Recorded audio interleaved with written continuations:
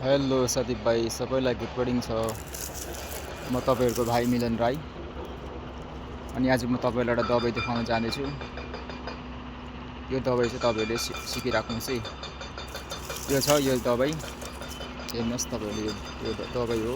यो झाङो यस्तो हुन्छ। यो चाहिँ तपाईँलाई केटाकेटीलाई अथवा ठुलै मान्छेलाई अथवा केटाकेटीलाई भित्रभित्र घाउ भएर निमोनिया सास फेर्नु साह्रो पर्दैछ भने तपाईँले यो खालको चाहिँ तपाईँले जङ्गलमा पाइन्छ। यो घरछेउ चाहिँ पाउँदैन, यो अलिक जङ्गल रुखोतिर पाउँछ। अनि यो चाहिँ तपाईँले उखालेर लिएर चाहिँ यसको जरा, जस्तै यो जरा भयो, यो जरालाई चाहिँ मजाले सफा गरेर यसलाई सफा गरेर चाहिँ तपाईँले मजाले कुटेर चाहिँ तातो पानीमा कुटेर अब मजाले कुटेर चालेर बिमारीलाई दिनुभयो भने निमोनिया, सास थुनिने, भित्रभित्र घाउ भएको जाति गरिन्छ। यसले चिनिराख्नुहोस् है। यो चाहिँ ठुलो औषधि हो। केटाकेटीलाई सन्धिवात निमोनिया परेको यसले तोड्छ, भित्र घाउ छन् यसले फुटाउँछ, जाति पनि गर्छ।